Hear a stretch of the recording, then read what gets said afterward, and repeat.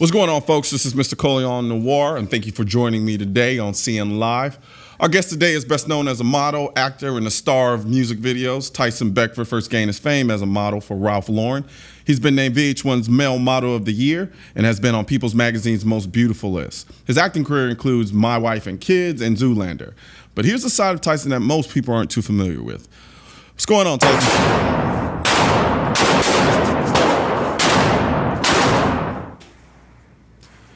What's going on, Tyson, man? Nothing much, man. How you doing? I'm good. I'm good. So I see you're out there. You're out there on the street. So you're definitely living that life, right? Yeah, I just got out of the gym, so just training for this new movie. So staying in shape. Yeah, man. So all right, so talk to me. So how? Kind of give me a rundown about how you actually got into guns in the first place.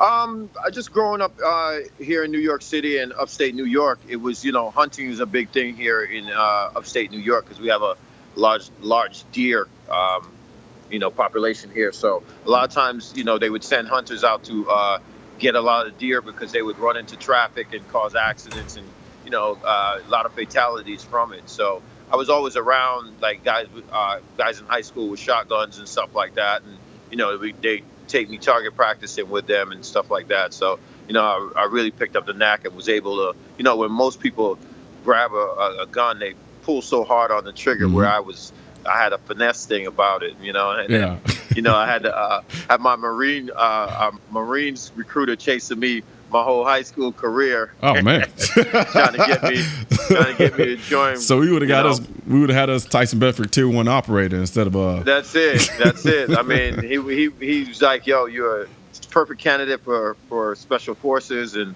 all of that, and I was inches away from doing it, but my passion was the acting thing, so I ended up passing on that and getting into the acting thing. But there's not a day that I don't see our troops come home and I don't regret not going. Gotcha. Yeah. That's what's up, man. So do you remember the very first time you ever shot? Like I know you talked about you kind of initially had the ability to finesse the trigger enough where you were a lot better than most people. What was that experience like? The very first time you picked up a gun and you shot it?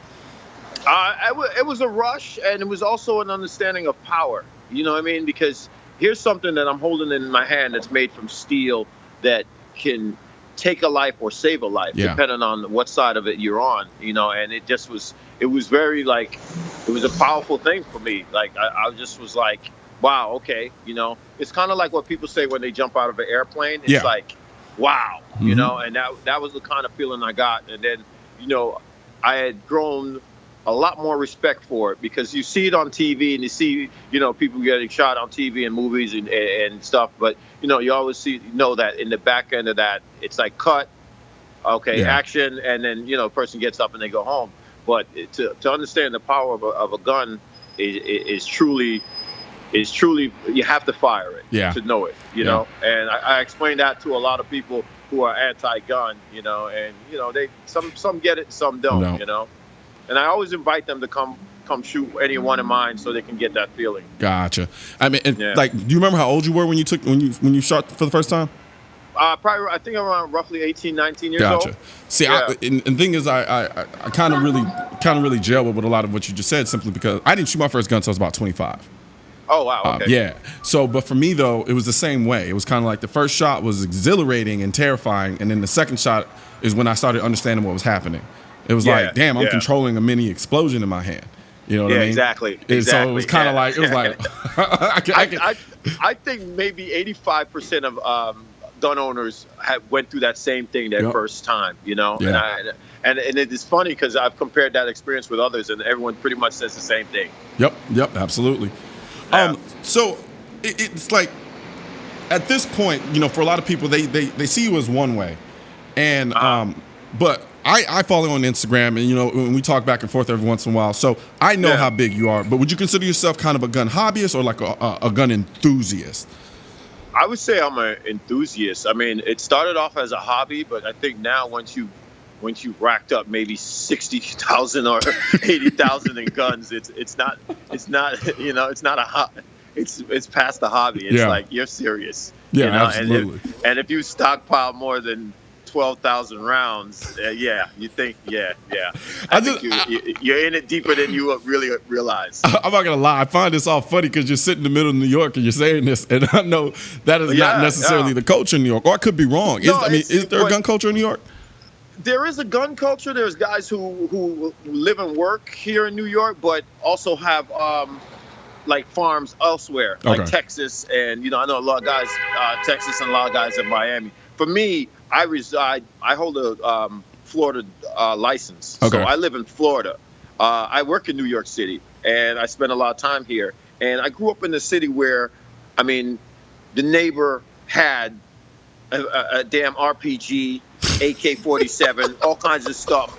There's what a lot of anti-gun people don't realize. There is more guns on the street than legal gun owners have. Okay, I've seen some things on the street that would shock ATF.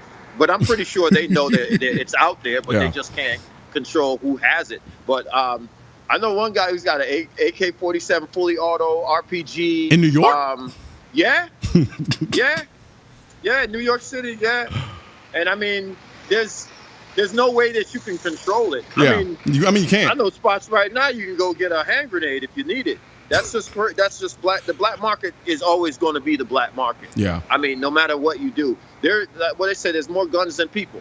Yep. There's nothing that you really do about it. And then you have all these people worried about the Democrats coming to take your guns, but if you really think about it, you know how much manpower and policing that would cost to do that? If you started at the end of the block and was like, all right, well, I got to do this street and I got to do a million others, it would next to be impossible. We'd have to bring back our military just to try to enforce that. It couldn't happen if we wanted it to. I think this is where I would disagree with that. And the reason is because I don't think at this point they don't have to roll down the street and actually pick up your guns. I don't think that's how it would happen at all. However, I think with the way they implement some of the laws, when you start forcing people to choose between being a criminal or turning in your guns, I think in many ways people will kind of opt for turning in their guns.